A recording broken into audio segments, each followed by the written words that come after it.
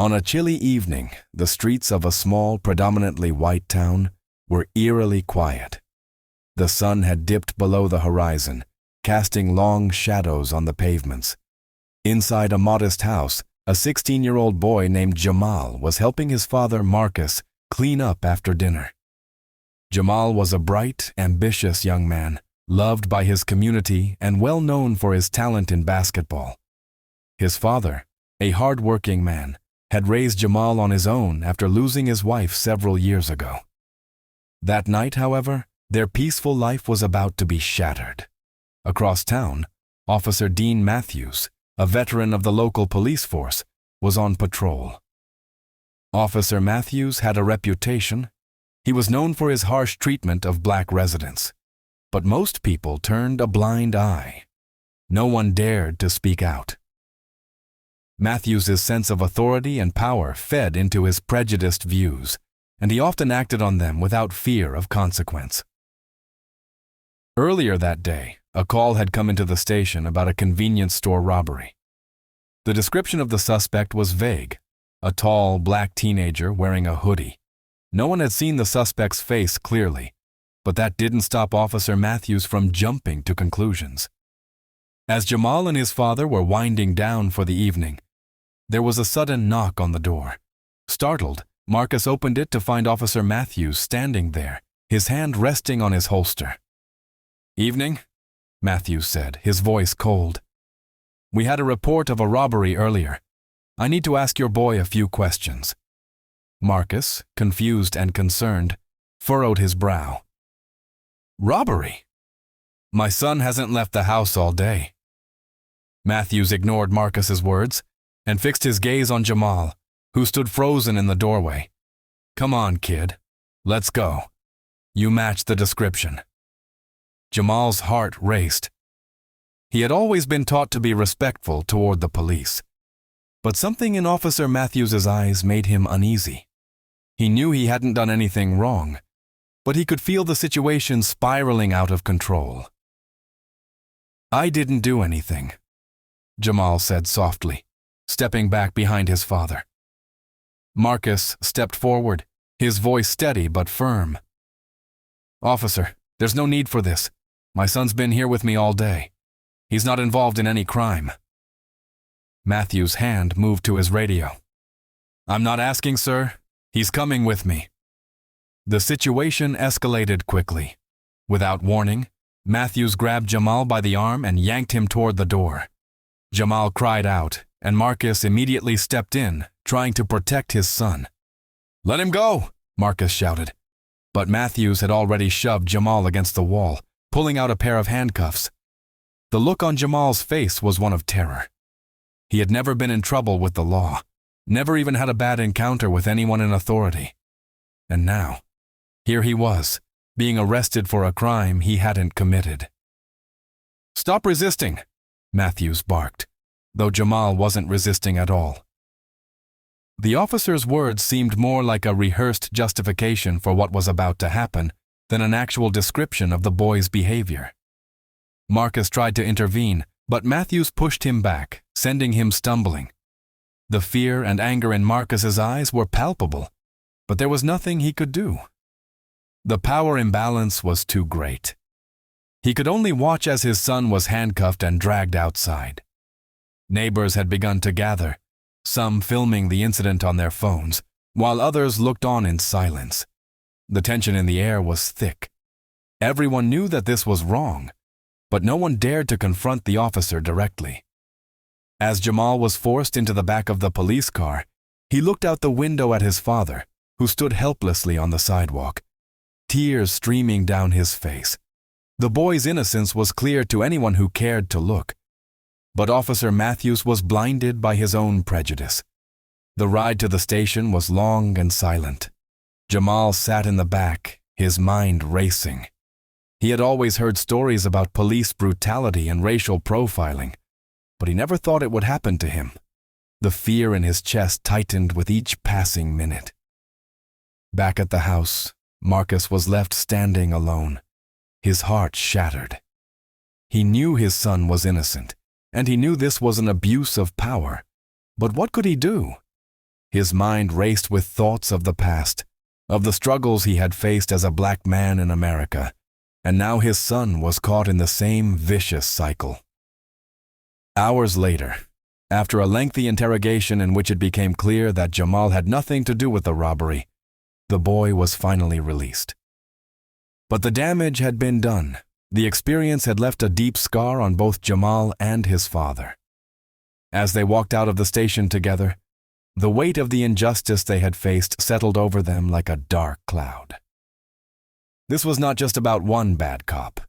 This was about a system that allowed men like Officer Matthews to act with impunity, to harass and harm innocent people based on the color of their skin. Marcus put his arm around his son, and they walked home in silence, knowing that this would not be the last time they would face such cruelty. But they also knew they would stand together, no matter what. The strength of their bond, the love of a father for his son, would carry them through whatever came next. As Marcus and Jamal walked in the cool night air, the weight of the evening hung between them. Jamal's mind raced with questions, anger boiling under the surface. He had always been told to do the right thing, to trust the system, but now he felt betrayed. His innocence hadn't protected him from the humiliation of being treated like a criminal. "Dad, why?" Jamal finally asked, his voice breaking the silence. "Why did he do that? I didn't do anything." Marcus sighed deeply, searching for the right words. He had hoped to shield his son from this harsh reality for a bit longer, but tonight had changed that. "Son," Marcus began, his voice filled with sadness, "sometimes people like us don't get the benefit of the doubt. It's not fair, and it's not right, but it's the world we live in. And I'm sorry you had to learn that like this." Jamal looked at his father, the man who had always been his rock, now burdened with the same pain and fear he had felt. "It just doesn't make sense," Jamal whispered, shaking his head. "I don't understand how someone can hate you without even knowing you." "Neither do I," Marcus said softly. "But we can't let that hatred define us. We can't let it steal our dignity or break our spirit. I've spent my whole life fighting against that, and now it's your fight too." Jamal fell silent again, the weight of his father's words sinking in. He had always known about racism. He'd read about it in history books, seen the news reports, and heard stories from his father. But experiencing it firsthand was something entirely different. It left a raw, searing mark on him, one that wouldn't easily fade. By the time they reached home, the anger inside Jamal had turned to a quiet resolve. He wouldn't let this moment define him, but he also wouldn't forget. That night, as he lay in bed, the events played over in his mind, and he made a silent vow to himself. He would rise above this, not just for himself, but for every other kid like him who had been treated unfairly. He would be stronger, smarter, and louder. He wouldn't let the hate of one man shape his future. Meanwhile, in his own room, Marcus sat by the window, staring out at the stars. His heart ached for his son, for the innocence that had been stolen from him tonight. But more than that, he feared for the future. He had raised Jamal to be kind, to be respectful, and to dream big. Yet no matter how well he had prepared his son, the world outside was still unforgiving. As the days passed, the video footage from the neighbors began to circulate on social media. People from all walks of life saw the injustice unfold, the sight of a young black boy being wrongfully arrested in front of his father. The town's quiet indifference began to crack, and whispers of protests began to spread. Local activists, outraged by the blatant abuse of power, organized a rally demanding justice for Jamal and accountability for Officer Matthews. Jamal, though still shaken, found himself at the center of this movement. He had never thought of himself as an activist, but after what had happened, he couldn't stay silent. With his father by his side, Jamal spoke at the rally, his voice trembling at first but growing stronger with each word. "I am Jamal," he began, "and I am not a criminal. I was arrested because of the color of my skin, not because of anything I did. This is the reality for so many of us, but it doesn't have to be. We can change this. We have to." The crowd erupted in applause, and for the first time since that terrible night, Jamal felt something other than fear. He felt hope. Hope that his story, his pain, might lead to something better, something bigger than himself. Officer Matthews was placed under investigation, but Jamal and Marcus knew this fight was far from over. Justice wouldn't come overnight. But as they stood together, father and son, at the forefront of a growing movement for change, they knew they were no longer alone. Their voices, once silenced by fear and oppression, were now part of a larger chorus, calling for justice, for equality, and for the right to be seen, not for the color of their skin, but for the content of their character. And in that moment, under the weight of the stars and the cheers of the crowd, Jamal realized something his father had always known: their strength, their resilience, their love. Those were the things that no one, not even Officer Matthews, could ever take away. As the rally continued, Jamal felt an unexpected surge of energy. His voice had sparked something, a unity in the crowd that he hadn't anticipated. The people, standing shoulder to shoulder, were no longer just witnesses to his pain. They were part of a shared struggle. The injustice he had faced resonated with so many, and now they were standing with him, demanding accountability, demanding change. Over the following weeks, the movement grew. People from neighboring towns began to join the protests, and the story gained national attention. News outlets picked up the footage of Jamal's arrest, and debates about systemic racism, police brutality, and racial profiling dominated the airwaves. Jamal's face became a symbol of a broader fight for justice, not just for him, but for all the young black men and women who had experienced similar treatment. Behind the scenes, Marcus worked tirelessly with local leaders and legal advocates to file a formal complaint against Officer Matthews. The investigation was slow, as these things often were, but the pressure from the public made it impossible to sweep under the rug. Matthews' history of misconduct, previously ignored, began to surface. More stories emerged of his mistreatment of black residents, stories that had been silenced by fear or apathy. One evening, as Marcus and Jamal sat together at their kitchen table, exhausted but determined, Marcus looked at his son with pride. "You know, I never wanted this for you," he said quietly. "I wanted you to have a peaceful life, but I'm proud of the way you've stood up for yourself. For all of us." Jamal nodded, his eyes reflecting a maturity beyond his years. "I didn't want this either, Dad, but I can't let it happen again. Not to me, not to anyone else." Weeks turned into months, and slowly, things began to change. Officer Matthews was suspended from duty, pending further investigation. The police department, under immense pressure, promised reforms, including racial bias training and the creation of a civilian oversight board. It was a small victory, but a significant one. The fight wasn't over, but it was a step in the right direction. Jamal continued to speak out, using his platform to advocate for justice and equality. He traveled to schools, community centers, and rallies, sharing his story and urging others to take action. His words inspired many, especially young people who saw themselves in him. He became a leader, not by choice, but by necessity.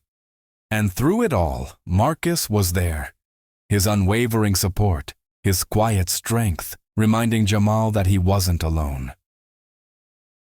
One day, after a particularly long meeting with community leaders, Jamal and Marcus returned home to find a letter waiting for them. It was from the district attorney's office. Jamal opened it with trembling hands, and as he read the words, a smile slowly spread across his face. "They're charging him," Jamal said, looking up at his father. "Matthews is being charged with misconduct and unlawful arrest." Marcus exhaled, relief washing over him. "It's about time," he said, his voice heavy with emotion. Jamal knew that while this was a victory, it wasn't the end. The road ahead was still long, and the fight for justice would continue. But for the first time in months, he felt a sense of closure, a sense that his suffering hadn't been in vain. As he stood with his father in their living room holding that letter, Jamal knew that they had made a difference. The arrest that had once seemed like the worst moment of his life had become the catalyst for something greater, a movement for change, for justice, and for a future where no one else would have to experience what he had. And in that moment, surrounded by the quiet comfort of home, Jamal realized that he was no longer just a victim. He was a voice, a leader, a force for good. And with his father by his side, he knew they could face whatever challenges lay ahead. The scars of that night would always remain, but they no longer defined him. Jamal was stronger now, and together, with the support of his community, he was ready to keep fighting. For himself, for his father, and for everyone still waiting for justice. Months passed, and the momentum for justice continued to build. Jamal had become an advocate for change, but more importantly, he had grown into a young man with a deep understanding of the world around him. His experience had reshaped him, but it had not broken him. He used every platform he was given to speak up, always with his father's steady presence by his side. One morning, as Jamal and Marcus prepared to leave for yet another community meeting, a letter arrived from the court. Officer Matthews was not only charged, but had been convicted of misconduct. He would face consequences for his actions, marking a significant moment in the town's history. It was a victory for justice and accountability, but more than that, it was a validation of all the pain and struggle Jamal had endured. As Jamal read the letter aloud, Marcus placed a hand on his shoulder. "You did it, son. We did it." Jamal smiled, but he knew the fight wasn't just about this one officer. "It's not just about him, Dad. It's about all of us. We have to keep going." Marcus nodded, his eyes filled with pride. "You're right, but today, we can breathe a little easier. This is a win."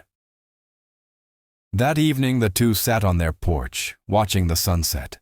The sky was painted in hues of orange and pink, a calm after the storm that had consumed their lives for so long. Jamal leaned back in his chair, feeling a sense of peace that had eluded him for months. "Dad, do you think things will really change?" Jamal asked quietly. Marcus took a deep breath before responding. "Change is slow, son. It doesn't happen all at once, but every step we take, every stand we make, pushes the needle forward. What happened to you wasn't just about one bad cop. It was about a system that's broken. But we've shown that it can be challenged, that it can be held accountable." Jamal thought about those words. His experience had opened his eyes to the harsh reality of the world, but it had also revealed the strength within himself and his community. He had learned that injustice thrives in silence, and that change only comes when people stand together and demand it. "Here's the thing, Jamal," Marcus continued, his voice steady. "You can't let anger be your only guide. It's a powerful force, but it can also consume you. What's more important is purpose. You have to use what happened to you as fuel, not just to tear things down, but to build something better." Jamal listened intently, feeling the weight of his father's wisdom. His anger had been justified, but now he understood that his purpose went beyond just seeking justice for himself. It was about ensuring that future generations wouldn't have to experience the same pain. It was about creating a world where young boys like him could grow up without fear of being judged by the color of their skin. As the stars began to appear in the darkening sky, Jamal spoke again. "I get it now, Dad. It's not just about fighting what's wrong. It's about building what's right." Marcus smiled, the kind of smile that only comes from seeing a hard-earned lesson take root. "Exactly, son. It's about hope. And hope isn't something you wait for. It's something you create." From that moment on, Jamal dedicated himself not just to protest, but to progress. He started working with local leaders to create youth programs, mentoring young black boys who faced the same systemic challenges he had. He spoke at schools, not just about the injustice he faced, but about resilience, unity, and the power of community.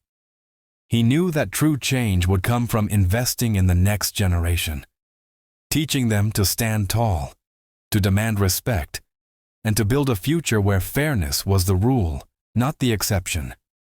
Years later, Jamal would look back on that night of his wrongful arrest with a new perspective. It had been painful, and it had been unjust, but it had also been the beginning of a journey that reshaped his life and his community. He learned that while the world could be harsh and unfair, it could also be changed. And that change didn't come from hatred or fear, but from love, courage, and a commitment to doing what was right, no matter how long it took. The great lesson that Jamal carried with him was simple, but profound. Injustice will always exist, but so will the power to overcome it. The key is not to let anger destroy you, but to let purpose drive you. True strength lies not just in resisting what is wrong, but in building what is right. And with that knowledge, Jamal knew he would continue to fight, not just for himself, but for all those who still needed their voices to be heard. And in doing so, he would create the world he had always deserved to live in, a world of justice, of hope, and of equality for all.